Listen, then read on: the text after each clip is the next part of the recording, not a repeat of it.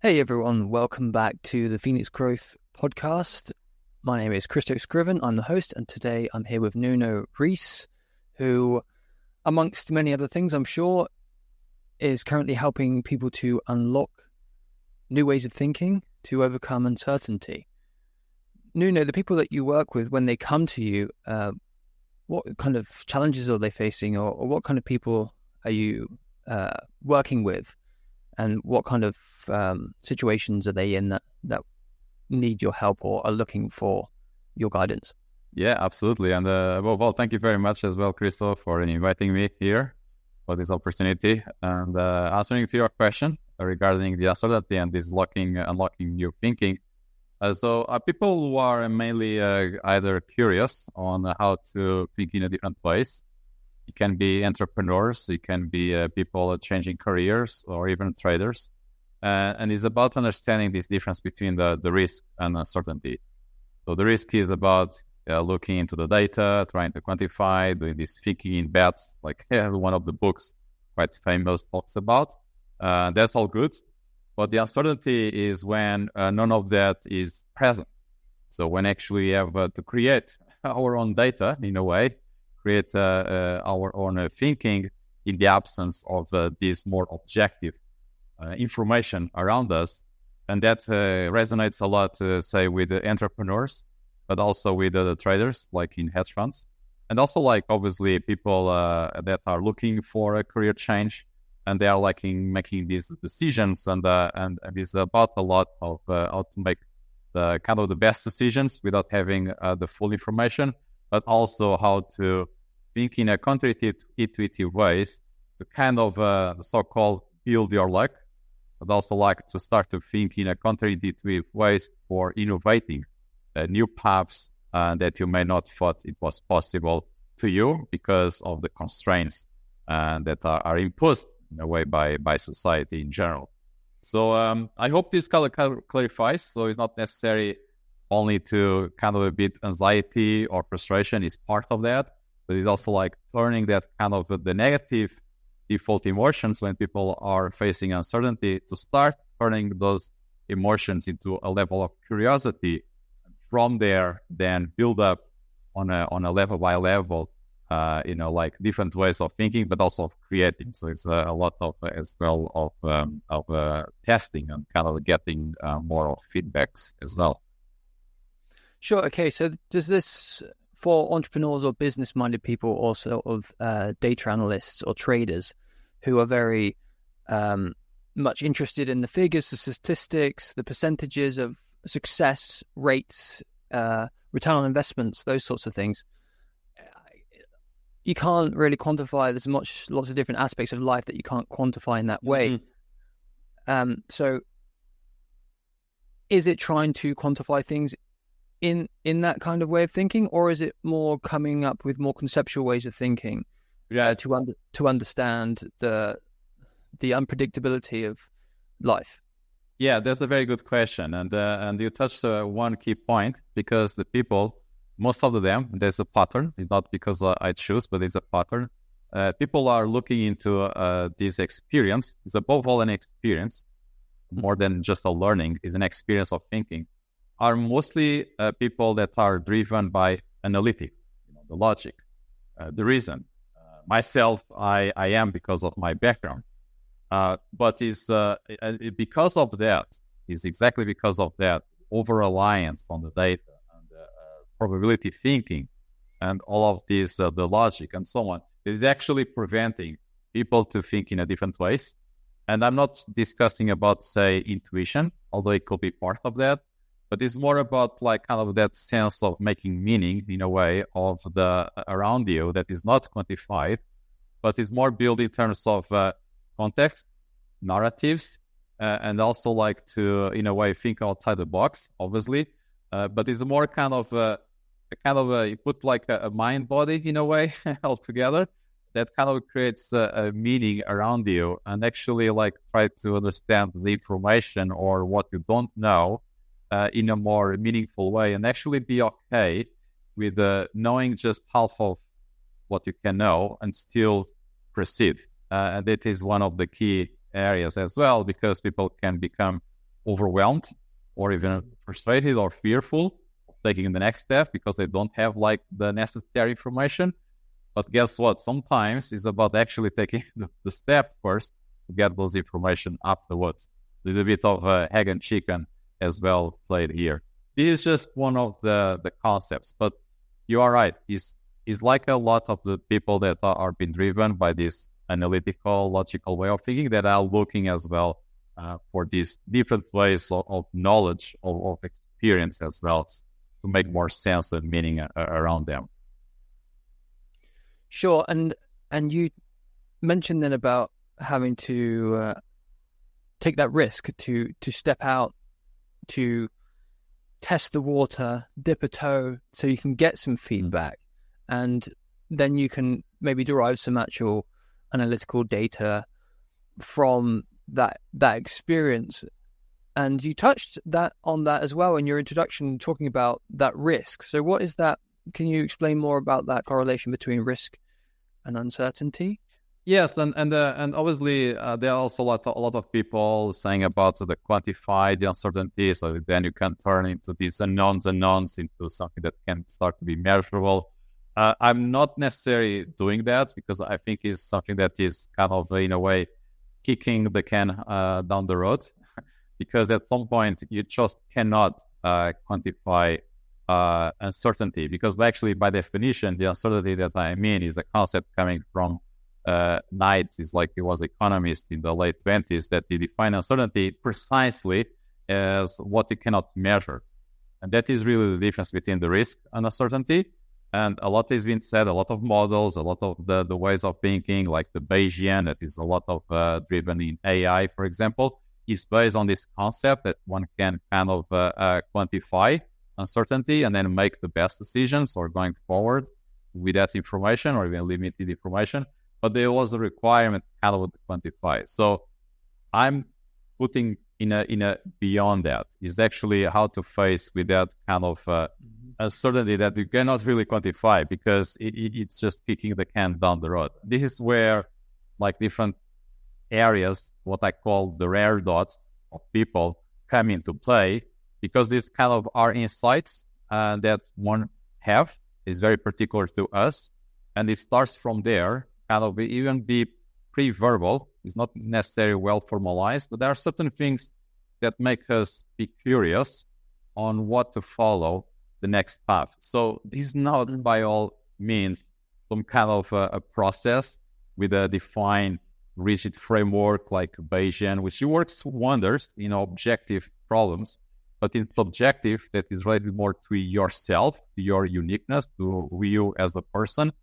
That is a lot more kind to do with your sense of to be in the world, and actually releasing that kind of innate curiosity that somehow has been lost over times because of the conditions that we put ourselves in society. So it's a process of rediscovering our innate ability to go over the uncertainty like our ancestors. And that requires pretty much starting with the curiosity, but also like have that courage, but only, and not kind of a fake courage that you just like jump and then try to build a parachute on the way out, although sometimes you have to, right? But it's more about like having that kind of a feeling of like creating and hunting. This kind of a metaphor I sometimes I tell the clients, not only creating but also the ability to hunt, create a hunt. And it's like something that is very present in our ancestors, but over time we lost that ability in a way. Sure. And what you were saying then just brought to mind, I think what many people, the mindset that many people hold, and also the mindset that many say people that are interested in personal growth or entrepreneurship or creators feel somewhat surrounded by this,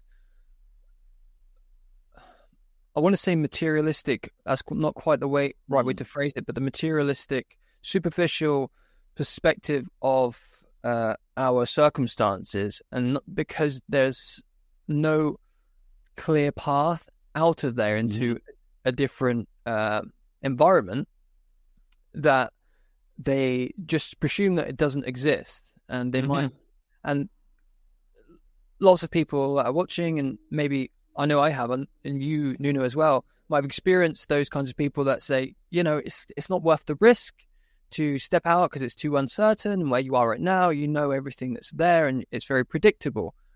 And how much do you think that plays a part? This, I think, is an instinct of survival, of wanting to stay in where it's safe and not accept uncertainty, because it's dangerous out there. Yeah. Right. And you are quite right. There's a tension. But actually, I wanted to pick up on that kind of default about the safety. This is something that has been kind of start to be conditioned on us. Because if you think about really our ancestors, and I go back to that analogy, our ancestors actually, yes, they wanted to have the safety when they were in the cave during the night, be protected, build a fire and set the fire and so on. But at the same time, during the day, again, they had to hunt and also have to explore. Because if they sit on the same place, and this I mean before the agricultural revolution, obviously, they had to explore. That was like our humanity has started to set apart from the rest of the animals of this ability to, yes, safety, but at the same time, exploration. And that was like always present. Now, over the time, we become more comfortable, like first with the agricultural revolution, then you not necessarily have to go and hunt, you have like protect yourself in communities, you have like build your own stuff. And then afterwards with the industrial revolution, it becomes even more comfortable. And like in these days, you just have your food at your plate and you just have to get a job, and you can go along all the life in this kind of safety. That makes us then obviously more and more enabled to actually go out there and hunt and create those possibilities, the exploration of the pioneer. So it was not like long time ago that actually true pioneers had to cross the ocean and find the new continents, right? So, but this kind of innate ability to do so has been faded away, and what has remained was only the narrative about the safety, and that's created a huge imbalance. And this is not necessarily just about, obviously, has created a huge advantage to us in terms of the technology and so on, but as a consequence, we kind of start to lose our own sense of meaning, and a lot of people are talking about they don't have meaning in life and they will try to find meaning. Well, that actually, it is the result of this imbalance. And B, you actually don't find meaning, you actually have to create meaning, So all of these assumptions and all of these things are being really so lost over time that it's about rediscovering what really being human is about. And I believe that it's becoming harder and harder. Now that obviously technology is very useful to us, but there is a consequence that is imposing on us ways of thinking that is becoming single-minded, and we lost track of ourselves as humans. And this is what I'm talking about. Unlocking the thinking is really rediscovering the thinking that we had and then it's been lost over times.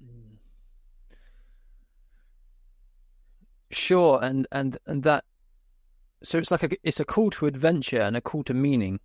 Right. So these things,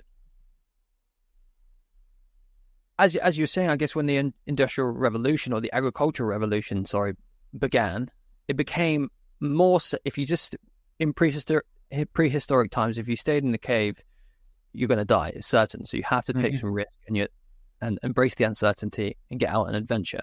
When those agricultural times came around, it was safer to just stay where you were because you had everything you need. And there might be glimpses of opportune moments when you needed to go out to trade, to find new people, to find new seeds or plants or animals, livestock that you can trade and gather. But all in all, it's much safer to stay where you are. And we've embraced that mindset, I think, completely. And the metaphor of the phoenix, which is the name of this podcast, is about regeneration and things going through cycles. So I think we're coming to a place now where people are experiencing that they need to have that. They need to accept and pursue their call to adventure, their call to meaning, and it has to be done in other ways. In my experience, I think when I was younger, I've had moments where I thought, well, there's nothing really much to explore anymore. People have circumnavigated the globe. People have gone to space. People have gone to the bottom of the ocean. Where do I explore? Where do I find my call to adventure?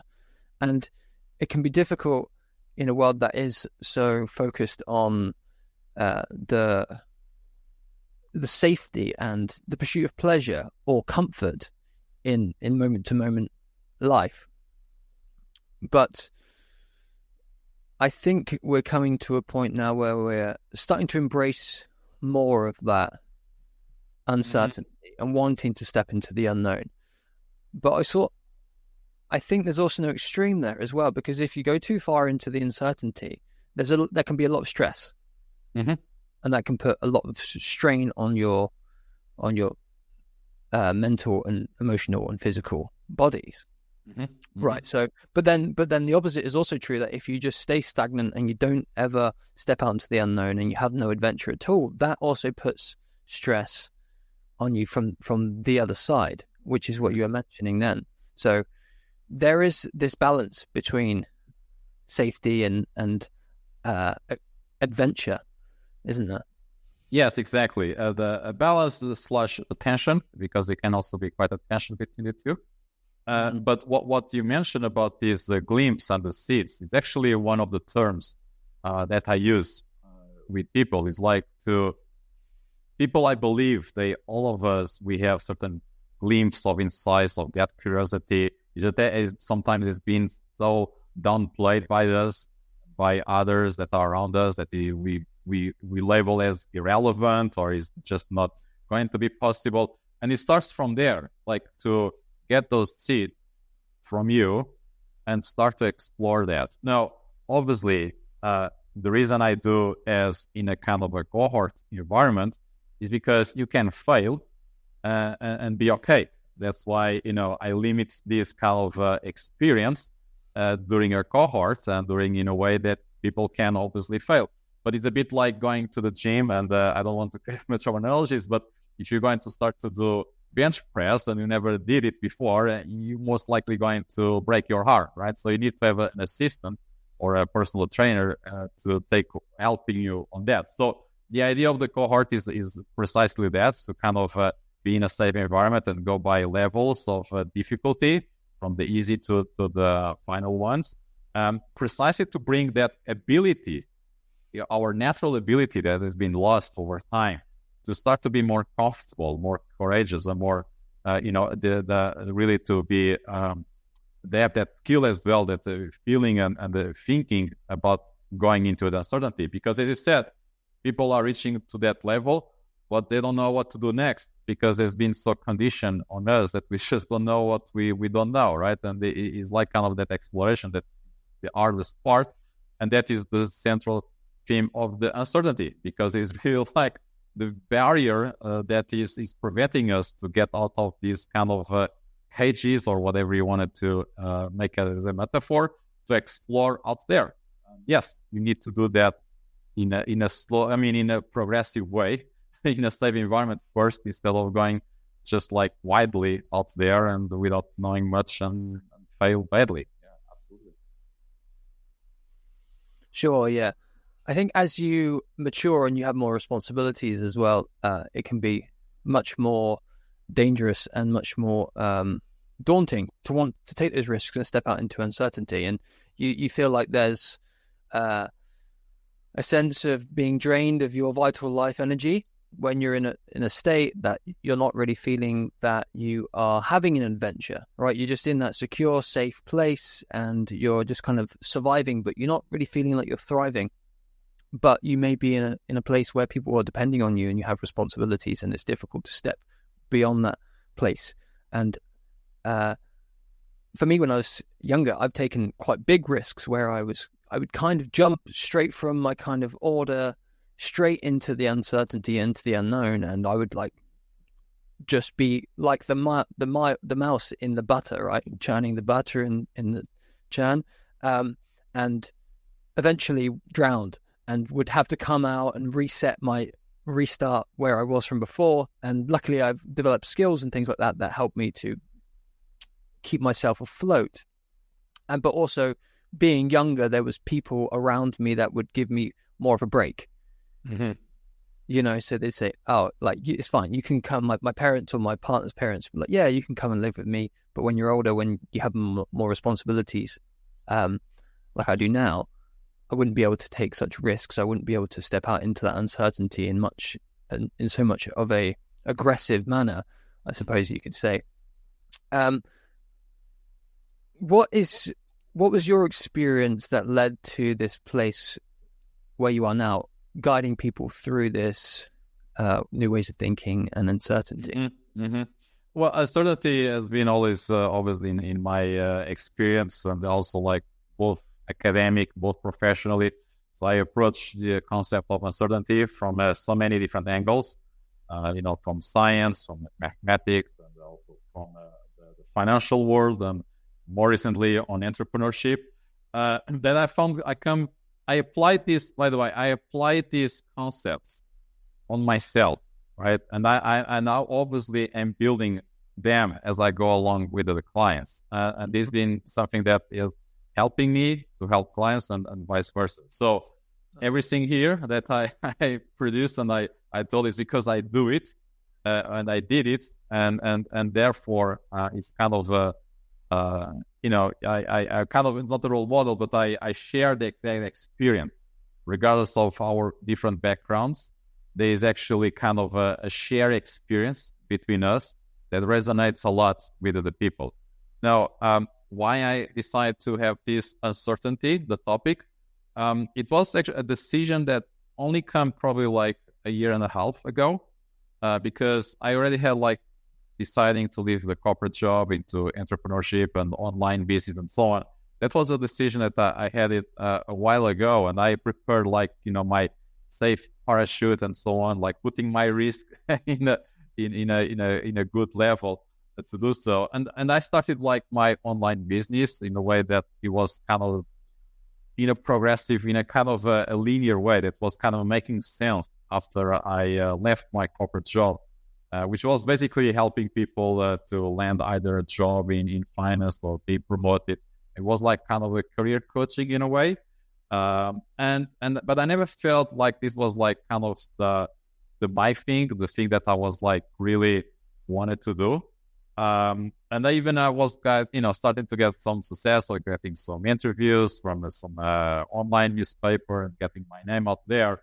I decided it was really not my thing. And I decided to pivot, and that's when I decided like choose that concept of the uncertainty to be really the one that I wanted to put myself on pretty much for the coming of the rest of my experience as entrepreneur or even like as a life. So it is becoming kind of a moment of uncertainty, let's put it that way, that made me to pivot my business idea.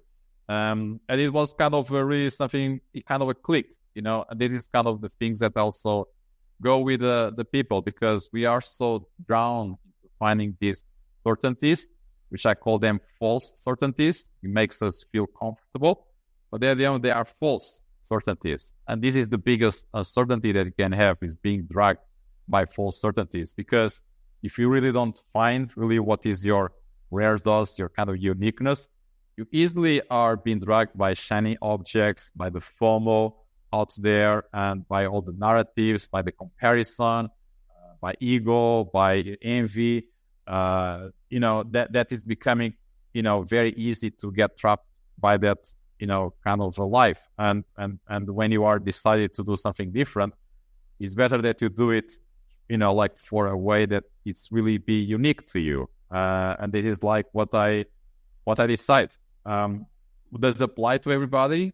Obviously not, but it is where the concept is not like I'm telling people they should like follow me, like leave that job, whatever, because I understand like that responsibility for the family. I understand like not everybody is in the same level, but I still believe that having that connection to who we are and actually have that tension clarified between the certainty or like the comfort and the exploration, it is a tension. It's not really a balance. It is a tension. But we need to face that, because it's just like if we don't, then you just create false certainties around you, and your life, yeah, you might be successful on the paper, but you just don't build much meaning, and you always find something is missing, right? So you have to be aware at least of that. Sure. And could you describe some of the most common false certainties that people experience or buy into? Well, one of them was my example, okay, I wanted to this narrative of leaving the corporate. I'll follow all the kind of the rules of, building my safety nets and have my, niche find and all of these things. But it was a false certainty, because I was kind of following more the narratives out there and then my own narratives. Right. And this is where it requires the really kind of an insight, like kind of not necessarily just critical thinking, but really like putting yourself, really understanding your uniqueness. That is where I believe the false certainties are created, is when the things are really not yours. It's okay that you kind of take ideas from others and then you kind of shape to your own ways of thinking. But the other thing is like just to import, like kind of, okay, no, I'm following like this niche concept, like building the funnels, whatever. Everybody is doing that, the branding and so on. That is like not necessarily your narrative. If you're not thinking, actually, you're just learning, right? But you're not thinking.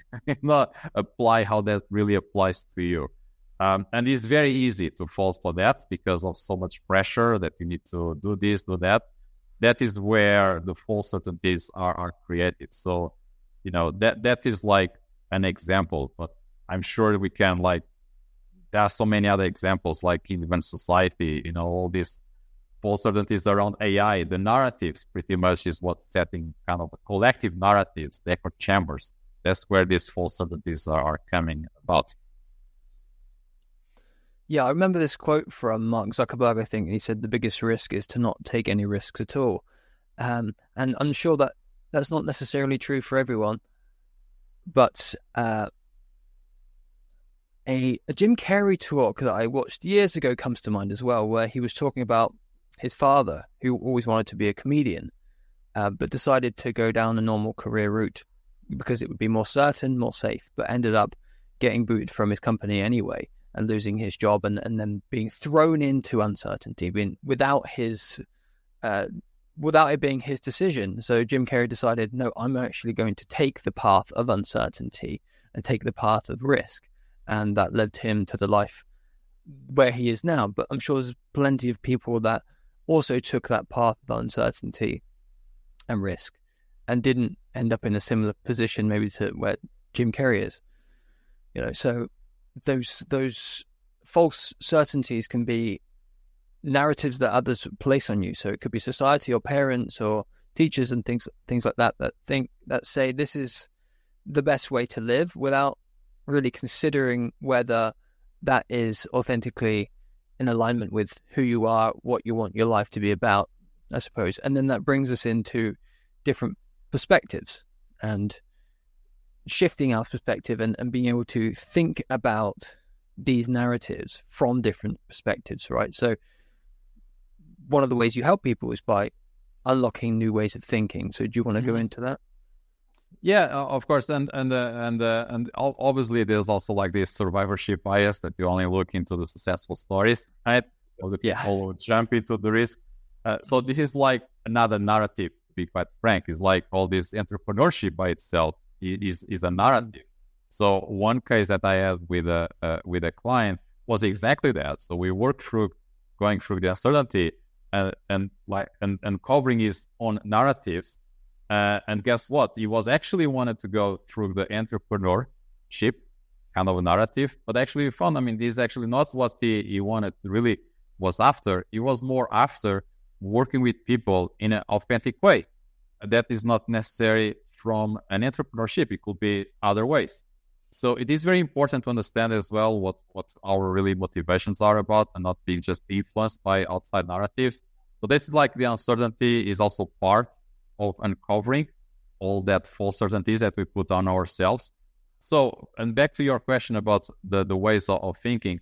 Well, one way that we I just can describe is a concept is called negative capability. Was set by a poet, Keats, that he lived in Amsterdam, and he put like this concept of negative capability, which is pretty much like sitting on a certainty without urge or a frustration or an irritation to have defined answers, but just sit on there, and what does it make is actually we come up with more information outside, more signals, even contradictions, and we don't have the urge to come up with either assumption or a judgment. It's just like information, and it can be like frustrating because at the beginning is something that is either contradicting or we don't know, or is really the uncertainty itself. But be kind of more in peace with that, because that's where all these kind of things of just having half knowledge, that's where you start to create your glimpse, like what we mentioned, the glimpse and the seeds and those insights that makes you start to see the things in a different way. So that kind of is a way of have a perception in a way of trying to accumulate information, or even like sitting on that uncertainty, that contradictions. And just the fact of being aware that such a thing does exist allows you to prevent to have quick judgments, like people that are listening to us, I'm sure there will be people either working or corporate and having like that lifestyle. They will make already judgments that is not going to work for them because of A, B, and C and all of those objections. And this is, again, those false certainties that already people creating. So this concept of negative capability is just to listen, just to get those information out there, and having like conflicts of information or even paradox, and just sit on there without having this urge to make a judgment, to make a conclusion. And that is very important at the beginning when you are exploring, to kind of not only create your dots, but also start to connect them in a kind of a non-intuitive way. And being aware of that by itself, it's really like where you start to create more different perspectives and different ideas that you not thought possible. Because it's very easy for our brain to make judgments. And that is really the beginning where we just close ourselves to the possibilities, and we just look into the probabilities of the risk. And that is like it's just the very first tool that I present to the clients. Okay, great. Yeah, so that sounds, it's kind of like playing devil's advocate, and critical thinking comes into that. So if I have an assumption that something is certainty, not just trying to find more information that backs up my already established belief, but looking for information that disproves it.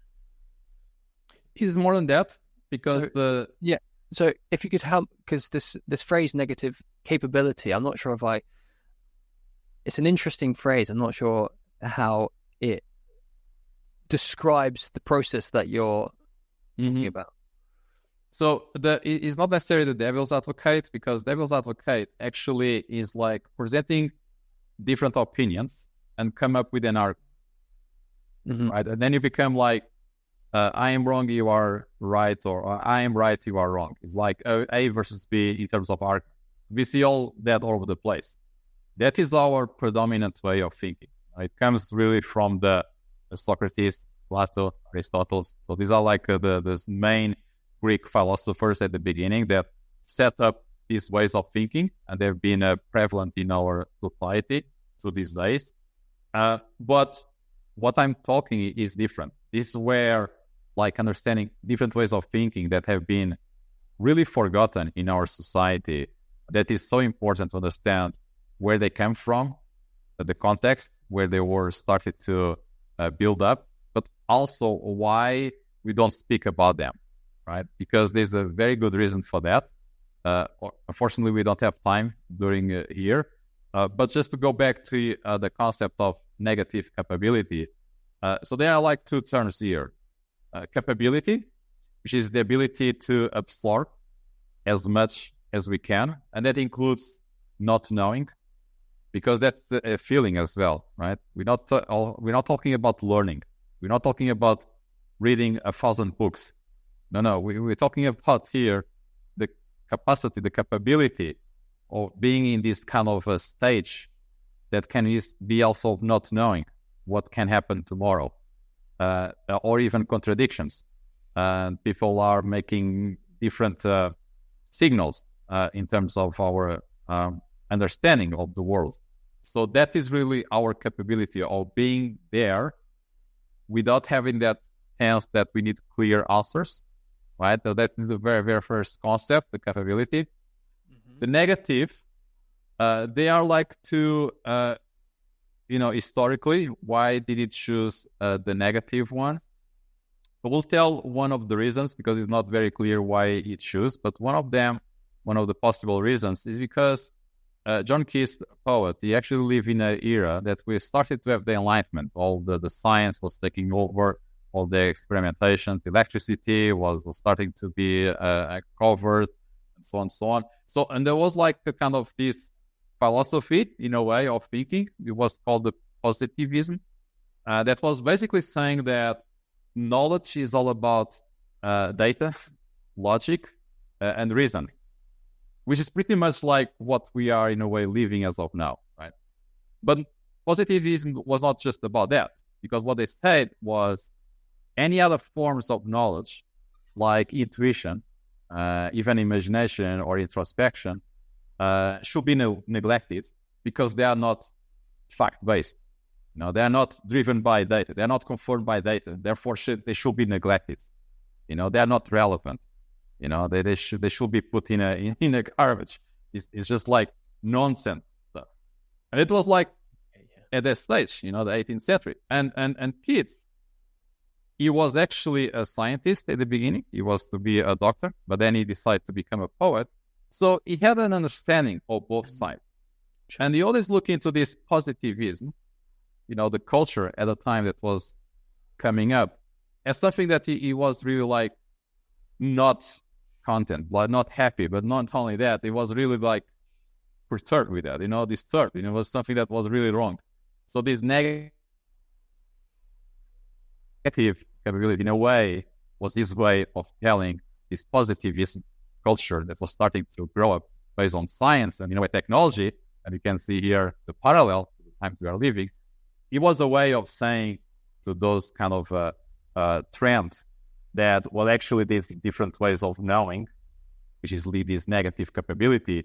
And he labeled that as being the underlying genius of Shakespeare, because Shakespeare was like, to him, the ability to create these poems and all the stories was actually, his ability was sitting on a sort of this negative capability that made Shakespeare who he was for genius, and not because he was doing some kind of, fragmenting, analyzing data, and so on and so on. So it was his answer as well to the culture that was living at the moment.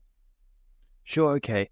So it's kind of sitting in that space of uncertainty, kind of like a meditation, but it's a way of thinking, so it's not something that you would sit down and do in a formal meditation, but I'm sure you could as well, and actually kind of wait for those ideas to come. But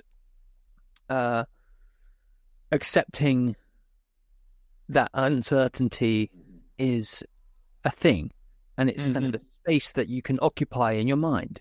And if you occupy that space for long enough, then some you might have some glimpses of clues and things like that can lead you through the uncertainty.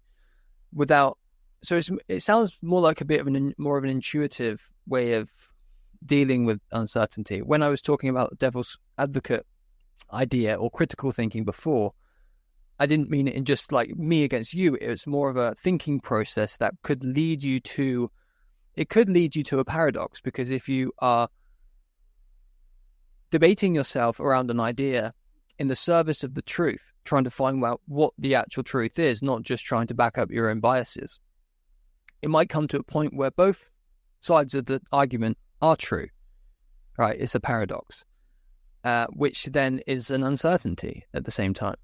Mm-hmm. But a lot of the time when people use the devil's advocate, they're not trying to find the truth. They're just trying to prove their own truth in that moment, right? Right. Another way of thinking that you talk about is anti-logic. Mm-hmm. Can you describe that for us? So an anti-logic is actually probably closer to what you describe as the devil's advocate in a way. The thing is that all of this has been kind of lost in context. So that's why, as you said, the devil's advocate is more like to prove themselves instead of creating paradox. And therefore, you are right. There are like also ways of thinking to create those paradoxes. But it's from the paradox that they actually start to build a paradigm shift. And by the way, these are concepts coming from science. It just happened that somehow personal development industry has borrowed this. So this is the work from Thomas Kuhn. Is basically a paradigm shift in science is after happens after a paradox is formulated. But back to your question about the anti-logic. So this is actually a very interesting concept, because it was like by the sophists in ancient Greece. So we are talking about around the same time of Plato and other Greek philosophers that are well known. But the sophists were actually not living in the central Athens, were like more outside. They were always being perceived as kind of second-class philosophers, but they were quite more in tune with the nature. And that's why they come out with this anti-logic, because they realized that opposed to what the Plato, the Socrates himself, and the later Aristotle mentioned about seeking the truth, and apply the logic to have that truth seeking, the sophists actually realized that was only partially what is the reality is about. And I wanted just to 2 minutes on that concept of finding the truth, because it is so relevant, and what you mentioned, it is so relevant in our ways of thinking as society and overall, that we have this thinking is about seeking the truth. It's very objective. So therefore, you need to find all the data, you need to have the arguments, and there'll be a truth, one truth to be found.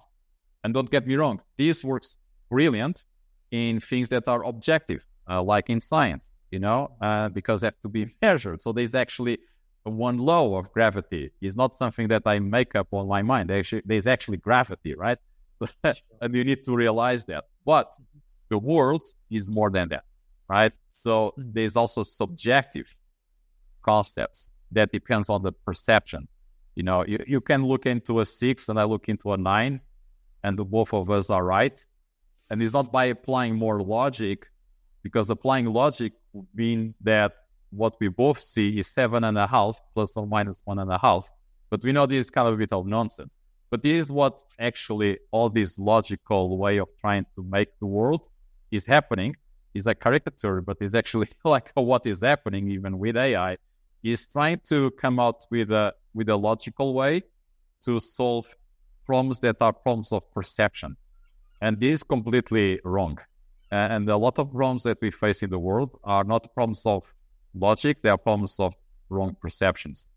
Now, back to the anti-logic. The anti-logic was a way for these philosophers to kind of go against the trend that was already started to happening at the time by these philosophers of the Plato, because to them there was like mathematics and there was like these universal truths, and it was about like coming out. Knowledge was about uncovering this one truth through logical, through mathematical concepts. And what the sophists were saying is, well, actually, they are subjective things out there. I mean, love, for example, one of them. But they also saw nature, because they were living outside Athens. So they're actually more connected in a way to the nature. And they saw actually the things were uncertain. They were not like static. Whether the concept of Plato was about these objects, these static truths, right? It's all about uncovering them. So they saw actually the environment is all moving. How can you define things that are truth is everything is uncertain. And that was like their way of describing the world in a different way. And anti-logic was actually start to be an argumentation. That's why it is somehow similar to the devil's advocate. But it was not necessary for the sake of contradicting. It was like really to set up arguments that are both logical, but actually achieve to a completely different conclusion that is different from the initial one. And they are both logical. And it's like, why is that? It is to understand that actually these assumptions, these final conclusions, are actually uncertain. They are not like final truths. They're like perceptions. So what they created was different perceptions.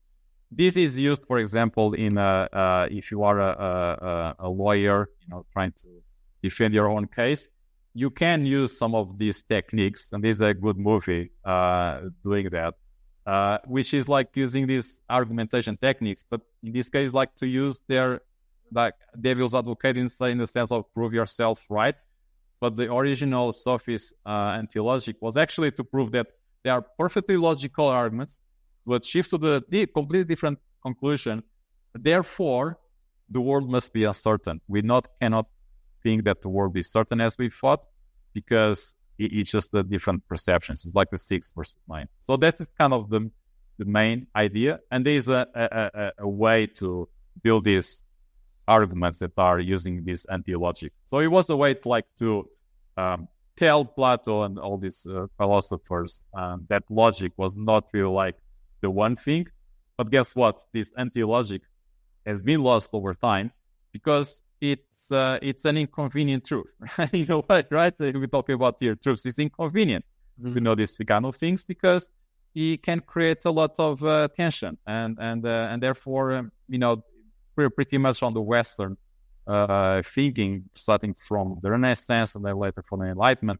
All these ideas have been put away because it was not convenient to have these ways of thinking across society, because you could create a lot of issues. Therefore, that's why we predominant think in terms of finding the truth instead of actually thinking in terms of perspectives. But it's creating now huge problems, as we see in today's world. Sure, yeah. I think it reminds me of the things I was taught in school in physics, or the discoveries that were made in physics throughout the last century or so, thinking that the atom, say, is the smallest unit of matter, and then no, it's actually the electron, then it's the quark, and finding smaller and smaller things. But when these discoveries are made, they're made in a way that it's like an objective truth, not like it's a perspective. Like, no, this is it. This is now the end all, the be all, the thing that we know and we've proven to be so. But then is then later disproven, and something else becomes that truth. Mm-hmm. But I think these days people are becoming more open to these different ways of thinking and thinking, well, just because science says something is probabilistic doesn't necessarily mean that it's 100% the truth.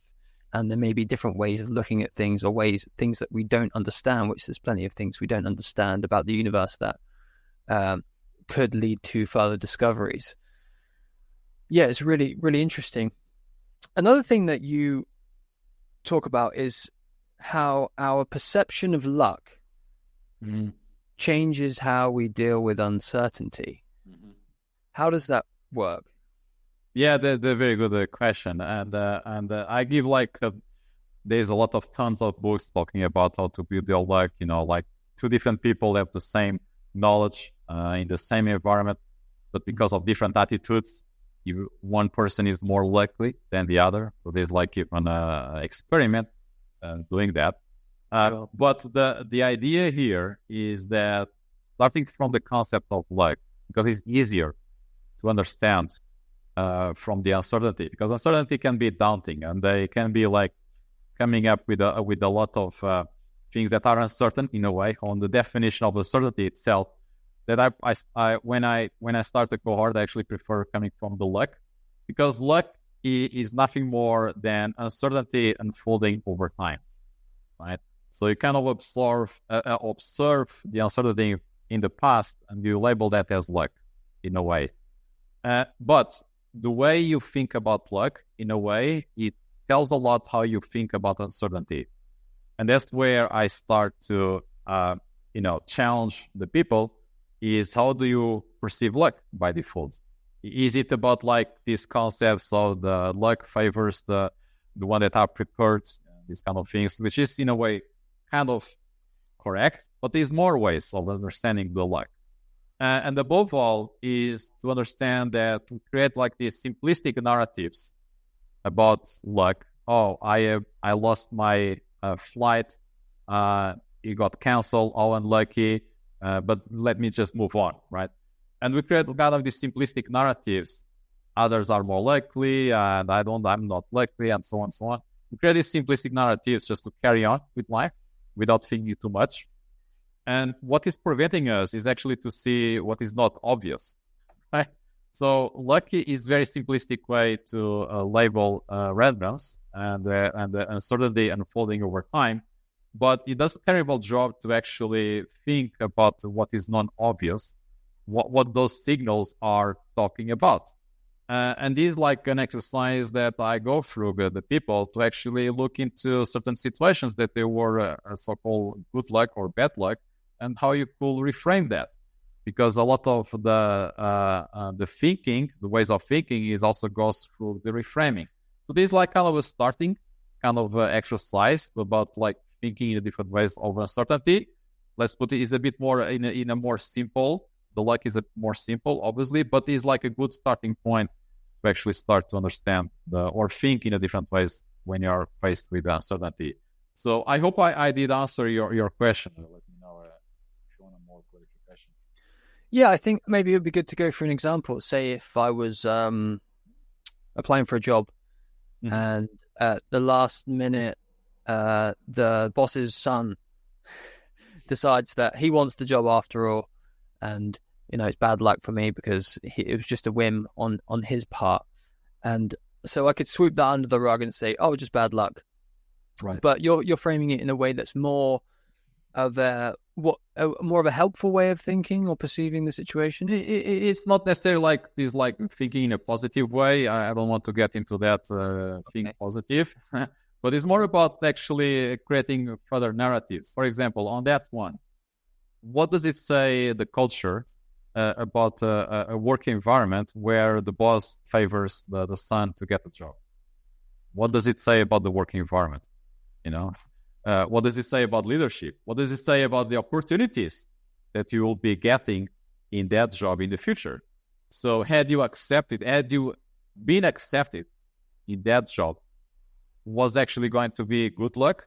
Well, probably at the beginning it was, because you got the job, you got happy, but down the line, after a year or two, you're going to perceive that the culture it was not great, and the leadership will be favoring other people and not you. So was it bad luck or good luck? So this is just an example, right, of reframing. And B, we cannot even going on and on with this. So what does it mean? What next time you apply to a job, or next time you're going to a job interview, what kind of questions will you be asking to the person to not be in a similar situation that you just come out in a lucky way? What kind of not in a direct question, but understanding like what is the culture, and making you understand what kind of information that you actually wanted to have, and therefore what kind of questions and what kind of preparation. This is kind of also part of the preparation, is listening to the signals and understanding how to reframing your thinking and getting better information next time. So that is just like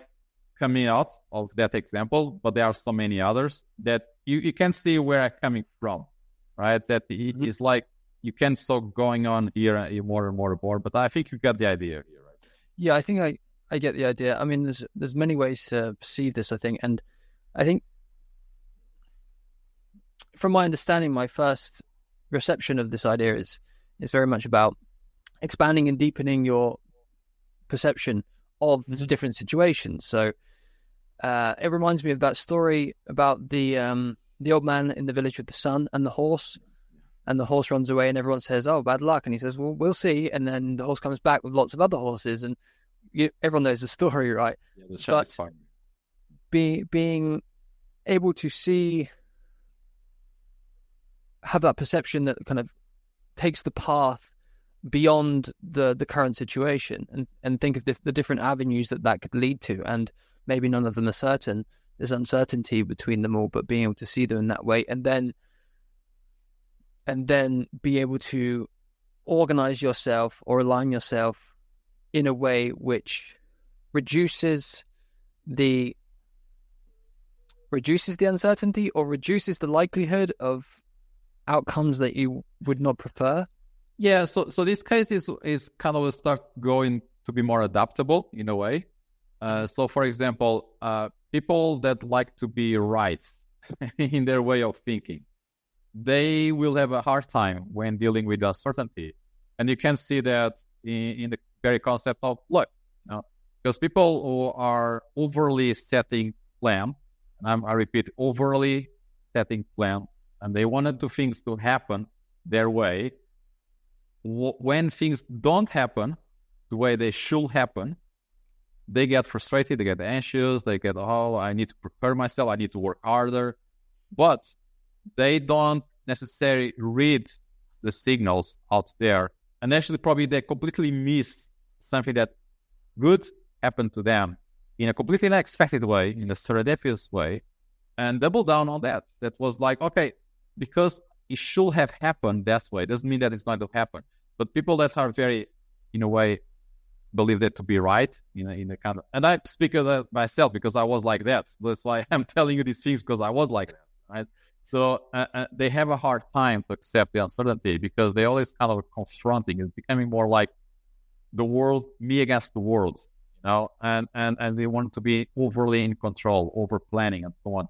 So that's why at the very beginning of this podcast, I mentioned that it's not a learning lesson. It's not about calculating probabilities, understanding the risk and all the models and thinking in bets.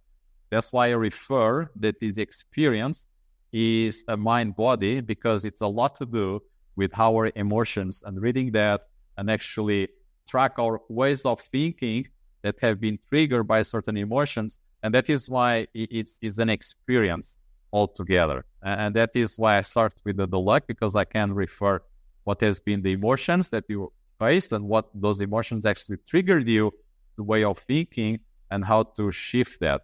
So this can sound a bit kind of a behavioral kind of therapy, but there's a lot more than that. And that's why I start from the luck, because it's kind of simpler.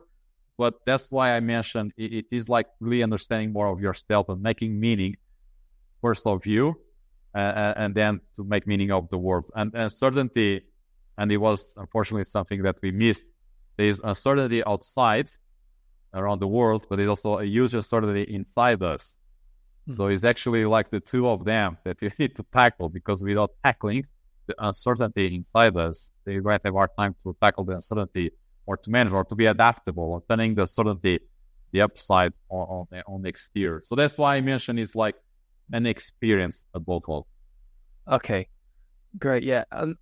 Touching on that uncertainty within as well, it's been my experience, and I think it's the mindset or the philosophy of many people that have been on healing journeys, that when you deal with the uncertainty within, the emotions, you integrate past memories and emotions and things like that, then you become more comfortable with the uncertainty without. And often you are, I wouldn't speak for everyone, of course, but often there is a need to control things and want things to go a certain way, because you are not comfortable with what's within you, what's going on inside. And that's been my experience particularly.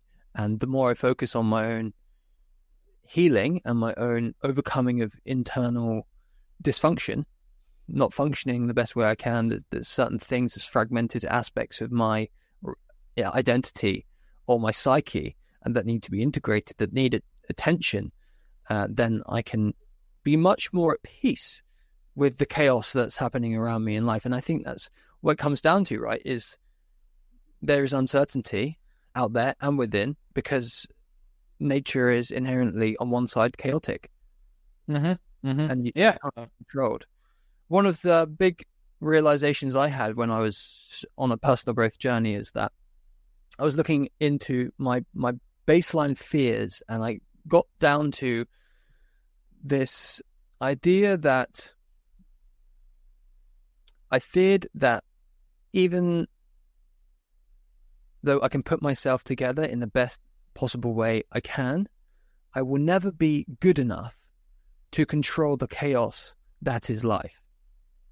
Like, doesn't matter how well I put myself together, things can still just spiral out of control, because that can be the nature of reality. That can be the nature of life. And that uncertainty was for me something that I had to come to accept, because I was struggling forward.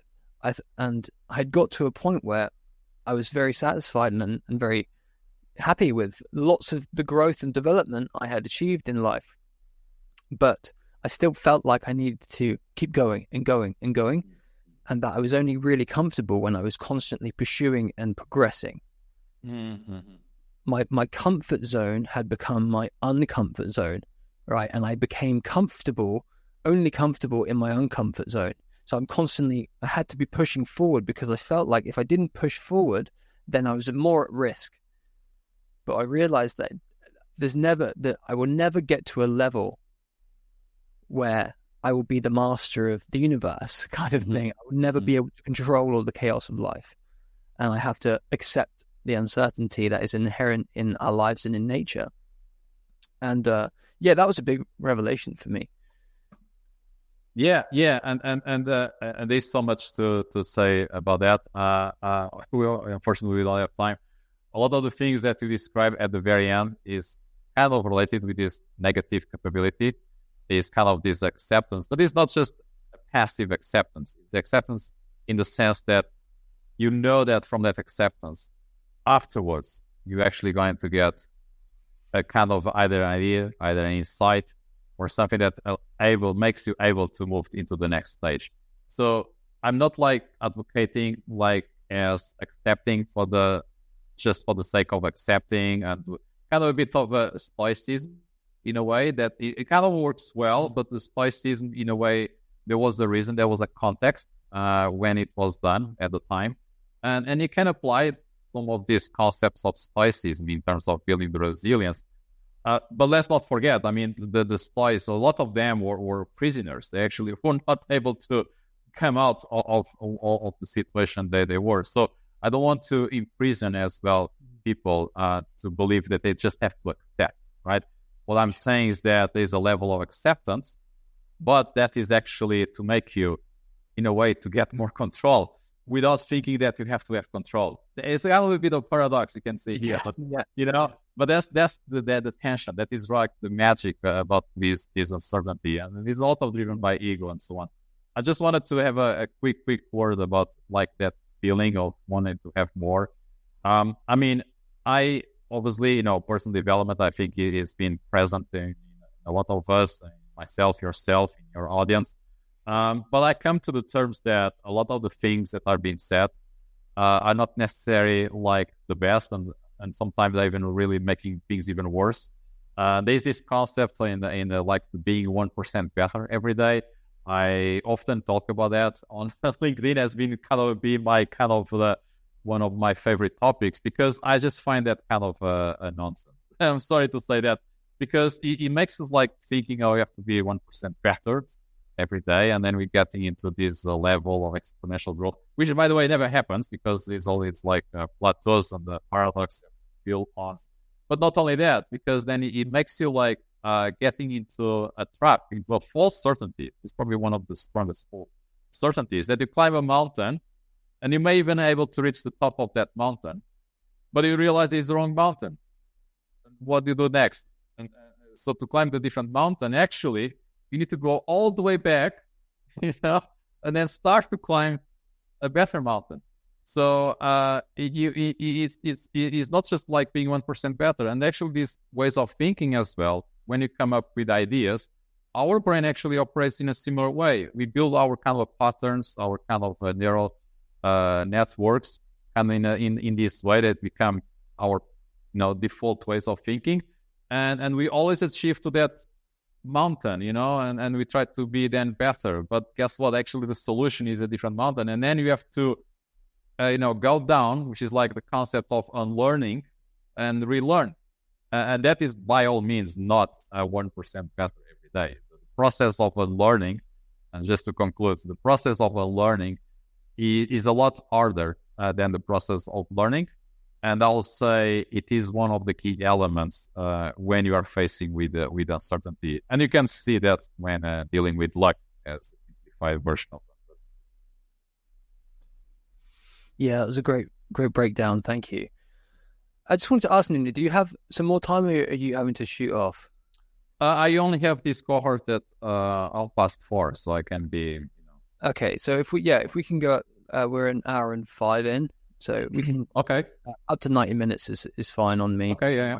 So, great, yeah. I wanted to talk to you about this idea of learning. Earlier, you talked about when you are in one of those uncertain situations. We had the job interview scenario, and you said it wasn't necessarily about coming away from that experience and learning from it, like which is very much, I perceive, as part of the growth mindset idea, where every experience you go through in life is an opportunity to learn, to glean information and wisdom from it, so that you can function in a different way in the future and lessen your lessen your risk, basically, so you can be more prepared in the future. But you said it's not necessarily about just the learning, it's about experiencing things. And also, this is not necessarily related, but the idea of learning to learn, you dislike that somewhat. And is that because learning to learn is it kind of like a false, I don't want to say like a falsity, like just learning so you can learn more, is that just a fallacy? Right. I have to be careful here, because there could be so many wrong judgments on the audience, because I learn, I'm all for the lifelong learning. But what I mentioned about the learn to learn is what has become kind of this industry of the speed reading and the memorization and the learning by analogies, that there was a time to do such a thing, like in the early 2010s. But okay, so this idea of learning to learn is a separate idea from the kind of learning from experience, growth mindset kind of idea. It is also like, I'm not also advocating necessary for the concept of growth mindset. And when I say that this is like really a typical issue when of thinking, default thinking, because when people hear things like, I don't necessarily agree, people believe that I'm against. What I'm saying is that, well, that is good, but we can do better. But, even in our language, it's very difficult to describe that in a way that people understand that what I'm saying is actually, okay, that is good. It's good to have growth mindset. It's good to learn, but it's not enough. In particular, in the future, because it is my understanding that AI, in particular, it is in a way kind of a thinking machine. And I'm not going into the level of, all the speculation and so on, because a lot of things I just don't believe on AI. But a fact is that there's a lot going on in terms of shaping this information. I mean, it's a way more powerful than just a Google search. You actually can get a lot of information from AI that you could not do it if you were just doing a Google search. But what I'm saying here is there's like this kind of a patterns in AI, and it's kind of misleading you, and it's not really giving you what you is the truth to you, or even like different perspectives. But the learning of, say, material, of skills, and this is what I was getting into, that kind of things are going to be more and more kind of delegated somehow to either cheap labor or to somehow intelligent machines, that is what is called AI. So therefore, learning for the sake of learning is no longer really the future. It's more about the thinking, how to apply that learning to create new knowledge, right? Because the learning by itself, like you can learn history and it's all good, but it stops there, right? You become expert in what is already known.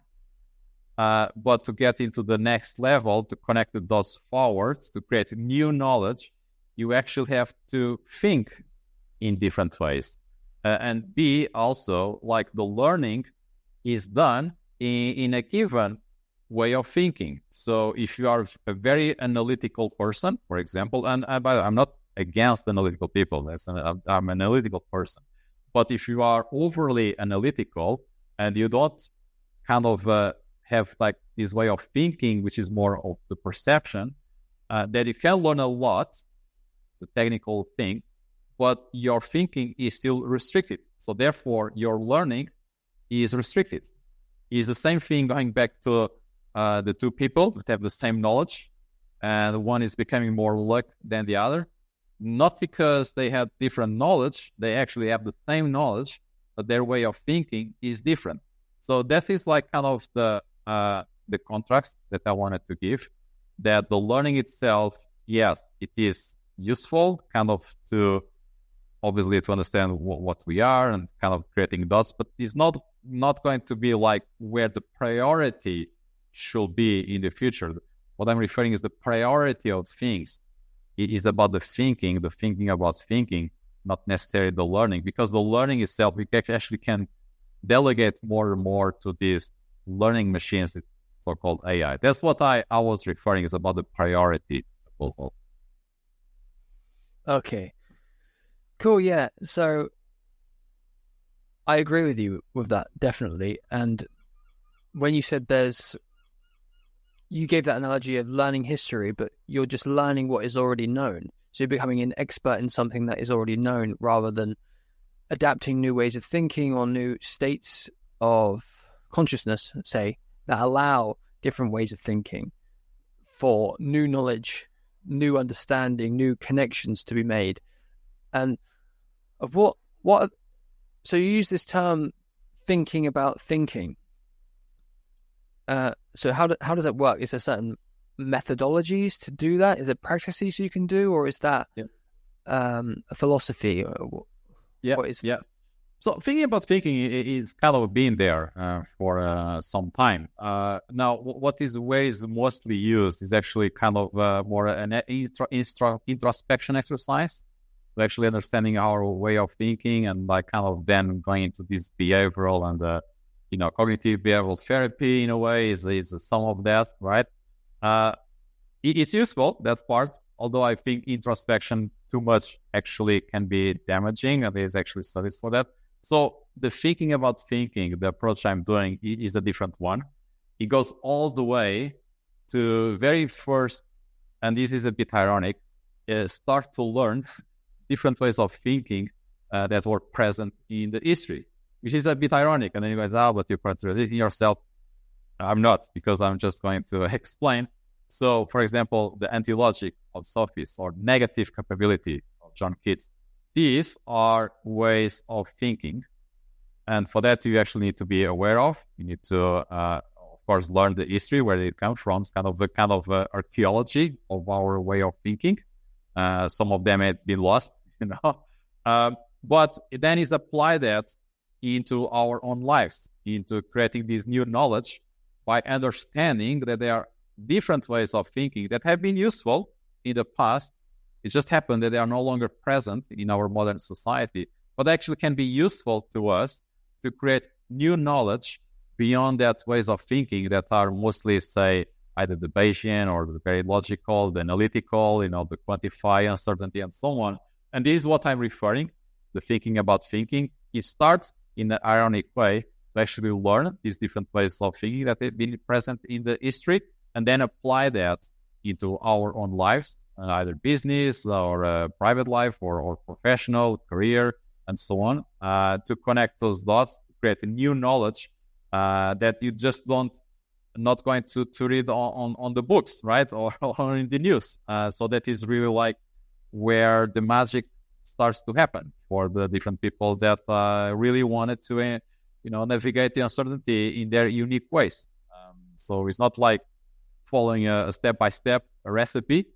Is creating your own map in a way, and understanding how to create that own map when in a different situation of uncertainty. And that's why it is like an experience again. Sure, yeah.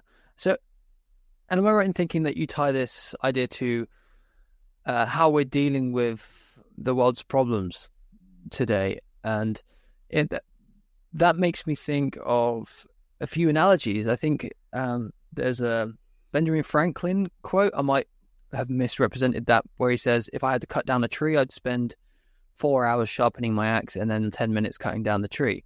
So, and it's one of these things that gets you thinking. It's like, okay, should I be practicing my skill overly and then just executing perfectly at the end? And that's a way of thinking, right? And Einstein, I think, said that you cannot get to the solution at the same level of thinking as thinking about the problem. You have to think at another level of thinking. And the man he's creating the 10 billion people happy movement, Mo Gawdat, he was on A Diary of a CEO, and Stephen Bartlett asked him if he could go back in time and sit with anyone and have dinner with them, spend time with them that was deceased, who would you do? And I was expecting him to say his son, actually, because his son died young.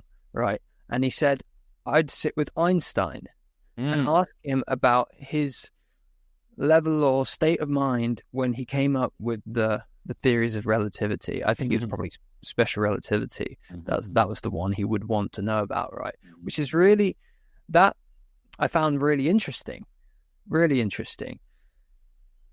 Yeah. Have you got any thoughts on that?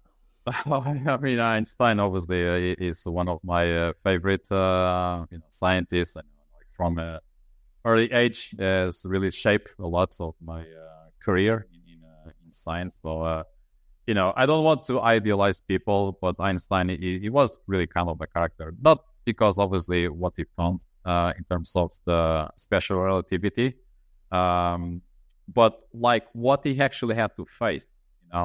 Michael Faraday, by the way, is another one, just to name another scientist. I resonate with by the way, I don't have kids, so I cannot fully resonate with that person, but I kind of resonate with the choice of Einstein. If you really look into read the biography, and ironically learn, right, the biography, he had to go through a lot. Einstein. He was not at all like this kind of a good student, and got the opportunities. Not at all. He was kind of going against the status quo from the very early age in a kind of a naive way. And he put himself in two really troubling contexts. He could not really find a job after he got a degree. And we are talking about in a time that after people were getting a degree, they will immediately become assistant professor. He was like, he finished the school, the university, but like a professor at the time, he got really antibodies against Einstein because he was always challenging.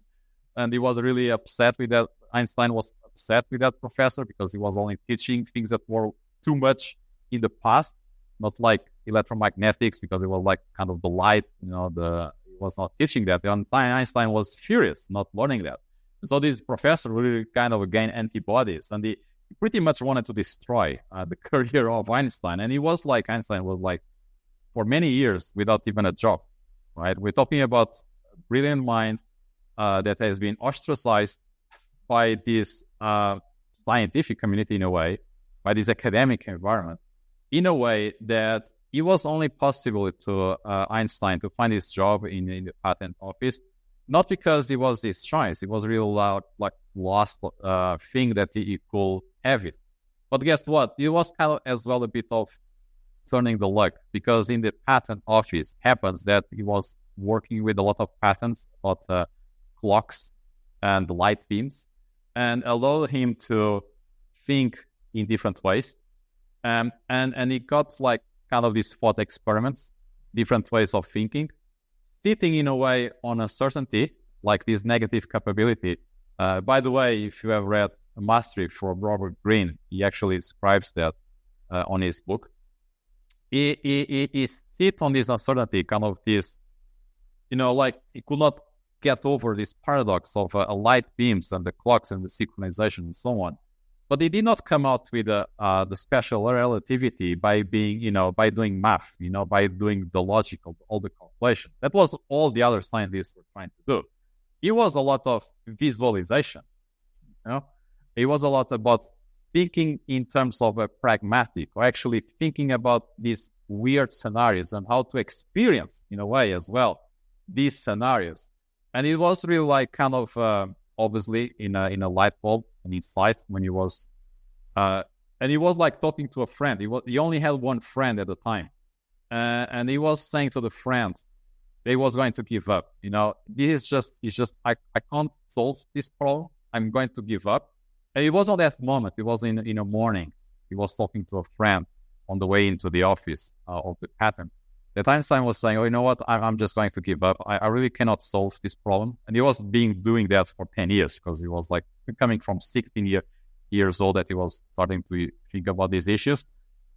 It was only after that he was giving up, and the moment he gave up, he got the idea, and the rest was history about like how this explained this synchronization was nothing to do with what other scientists were thinking about. It was actually like the time that was running differently for these two people, and it was only after he kind of accept in a way it was giving up that kind of maybe relief the pressure that he come out with the deep fight. And it's just a story, but I wanted to emphasize that he was definitely, ostracized by the community.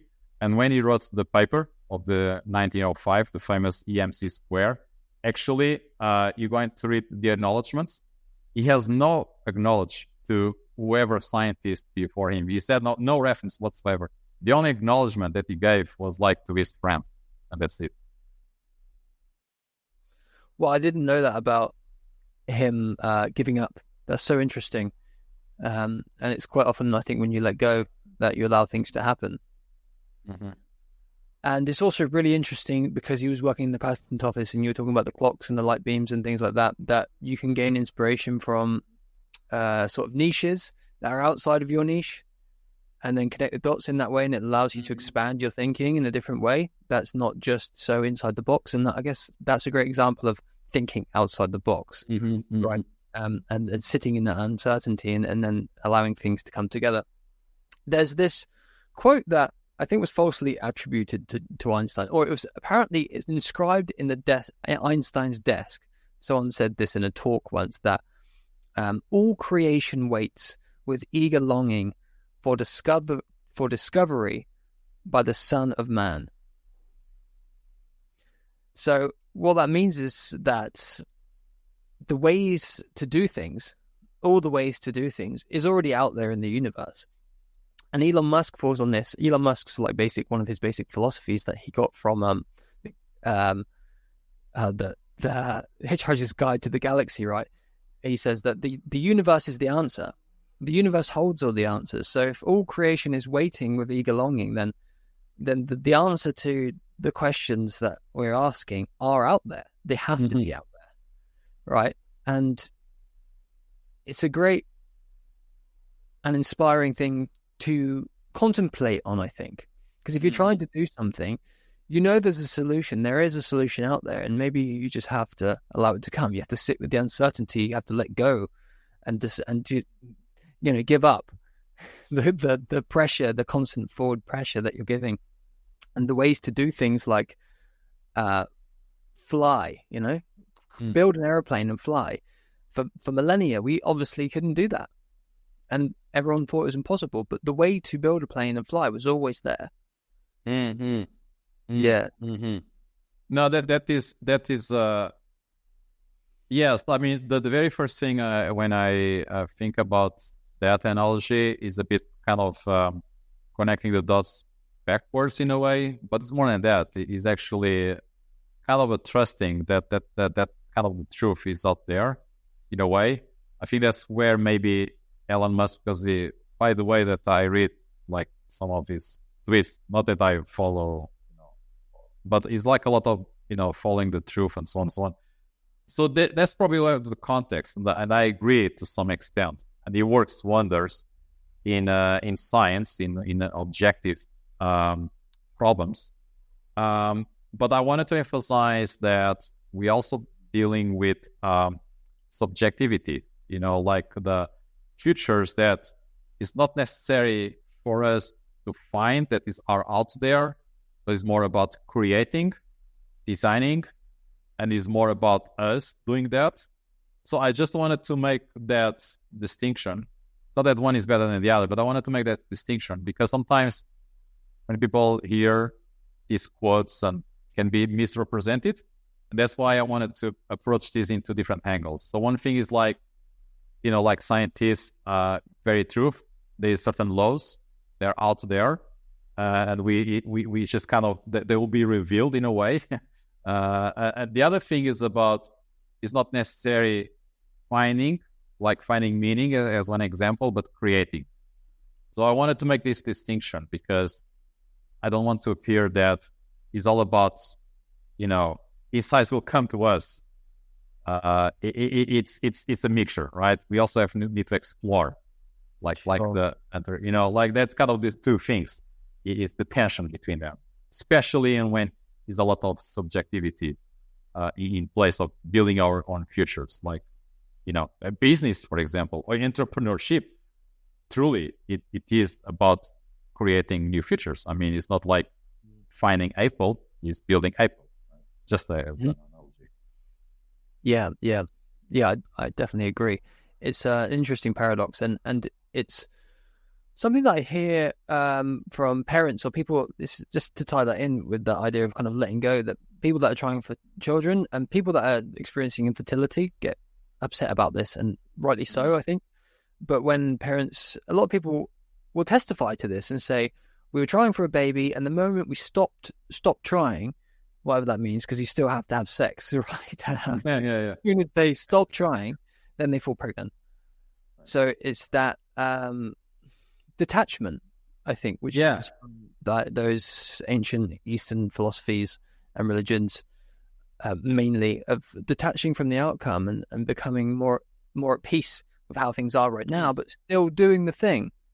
I resonate that in maybe in a different level, maybe similar as, for example, the idea of being successful in our careers, right? So we put all that hard work in a given path that we believe we're going to be successful, but probably is when we let it go that we actually start to understand that we have been built to do something else, that we have misjudged it ourselves. So there's like this, the guy who have designed the offer of Billboard, the cartoons. And he also like a couple of books about how we achieve this success. One of them is like, why fail almost anything and still made it. And he mentioned about that. Along also like how the bit of the luck factor is that we are very bad on judging ourselves. And we believe that we're going to be successful in one area in our lives by doing that, or the kind of a business or career. But often more than not, we just don't understand the reality. And it's just like maybe at times we just trying different things that you can realize that your success is not going to be in that direction. Something else that probably is completely, you never thought about that before. That just because we are very badly in judging ourselves.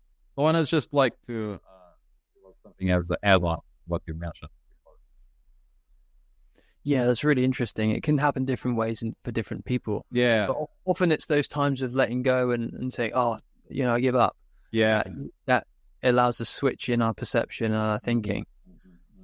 Before we finish, I'd like to go into, I mentioned earlier a little bit about this idea of learning new knowledge or needing to think about things differently to solve the world's problems today.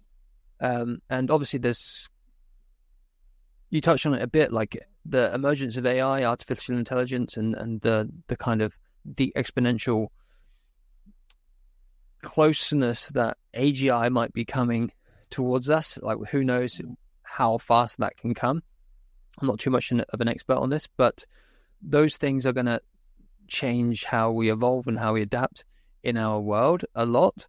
And I mean, what other world issues do you think that this idea applies to, that we need to think about thinking rather than learning more knowledge?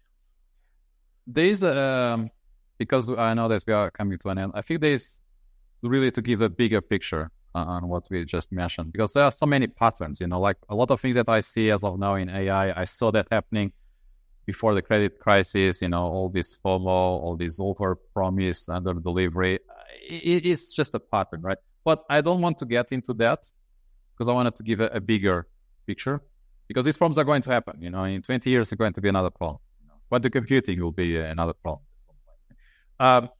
But there's it's called a Ian McCreary, and it's about the divided brain, the left versus the right side hemisphere.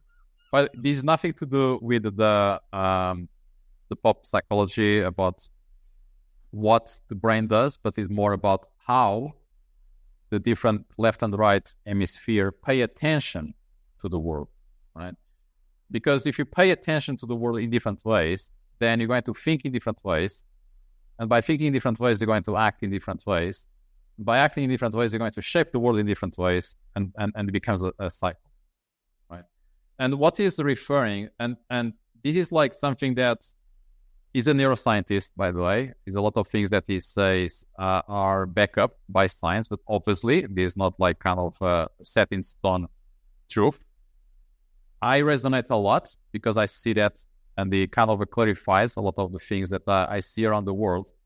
And it goes back to like this history of thinking, why logic has prevailed, not anti-logic, and so on and so on. And what he says is that it's kind of a dominance of the left hemisphere, which is the one that pays attention more to the details, to the fragmentation, to the manipulation of the world, over the right hemisphere, which is more about a more holistic, about more presence, about meaning, about wisdom, not necessarily manipulating without understanding the consequence. But the right hemisphere, to his, and I'm quoting him, should be the master in a way, and the left hemisphere should be the one that is supporting the master. But the things are turning the other way around, and I see this, and therefore, once you start to think in that way, and understanding from this kind of a framework, actually start to understand a lot of the problems that are in the world, precisely because of this over tendency of manipulating, fragmenting the world, cutting pieces, technology, without the perception of the more human factor, the holistic, negative capability, John Keats, in a way, that has been taken away. And therefore, this imbalance, huge imbalance, it is a source of a lot of the issues that are in the world, because it becomes just about, I am right, you are wrong, this confrontation, the logic, and it's becoming harder and harder to come out with really innovative solutions, because that requires unifying or kind of coming up with different perceptions. Einstein's revolution was not because he was more logical, it was a change of perspective, right? And that's what, like this Ian McCreary, the neuroscientist, talk about this left versus right hemisphere, how we pay attention to the world, that you can start to realize that a lot of the issues that we see is a lot coming from that kind of dichotomy and one hemisphere taking over the other in a way. That's really interesting that you said that the right hemisphere should be the master, and then the left hemisphere the servant. It's like the left is more to do with the intellectual, the language, the details and the material, where the right hemisphere is more to do with the concepts, and that's where paradoxical ideas can be accepted. But you can't accept a paradoxical idea in your left hemisphere not as easily without the use maybe of the right hemisphere. That's really interesting. And I've heard and learned that the right hemisphere is more of where the kind of the spiritual aspect of our consciousness is seated, because there's more understanding of narrative and that connection to bigger things, the big picture things, and zooming out, whereas the left hemisphere is much more detailed. And it's interesting that he would frame it in that way, that the right hemisphere should be the master and not the other way around. Mm-hmm.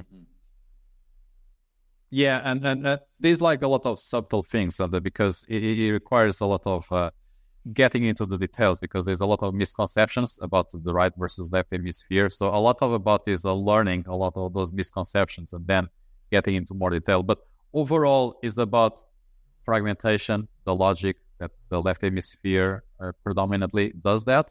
And the right is paying attention in a more holistic, in a more contextual than the left. So that is like kind of the main ideas, but I wanted to emphasize that the left hemisphere is in a way right. And the other day I mentioned in one of these LinkedIn posts of someone claiming that AI will become as intelligent as a PhD person. In a way, I agree. As the PhD person that is developing AI, probably will. But this is like assuming that the PhD student is actually only doing this kind of a logical Bayesian thinking. And in that way of thinking, maybe AI, if you're going to measure and all doing these measurements and data, you're probably going to have that same level of intelligence. But it is only one way of thinking, and we're becoming deluded that this is generic AI, that is generic intelligence, but it's just one way of intelligence. That is like a huge misconception. In the parallel is like in the old days when people thinking intelligence being IQ, and it was like later on that we come out with this emotional intelligence. So in parallel, we kind of coming in a cross with that kind of analogy in a more complex way. But it's because people just lost concept even what different ways of thinking, and they become like very dogmatic into this Bayesian and this probabilistic and logical, which is very good in what it does, but is completely blind to context, to perceptions. That is a lot more than just doing this statistical, logical implementation in an automated way. So that's my take. Even other, truly scientists on AI, they are claiming the same, that is being overstatements by the so-called corporate scientists, because of obvious reasons. And this is the danger I see. It just like makes me realize that it is in a way, I don't want to influence the people here. Strong parallels to the before the 2008 crisis, because I lived there as a quant, when I was starting my career. I was one of the few people saying that all these kind of CDOs and credit products were just nonsense, and there was like something really wrong in there. But by the time I got quiet, because I was a junior and I don't want to repeat that mistake. And one of the things, unlocking new ways of thinking of a certainty, there's also like a reason why I'm doing what I'm doing, is because I don't want to repeat the same mistake of what I did in 2006, 2007 of being quiet. So that therefore, a lot of the things I put out there is to make people start to think in a different ways, because I think there's something wrong, deeply wrong, with the narratives being built around in the world, mostly driven by, without labeling people, overly left hemisphere. Very powerful people. Sure, yeah. Well, you definitely helped me to unlock different perspectives during our conversation here today. So thank you so much for your time. I think that's a good place to end. All right. Thank you very much, Christo. Yeah. So thanks for coming on. Nuno, talk to you again.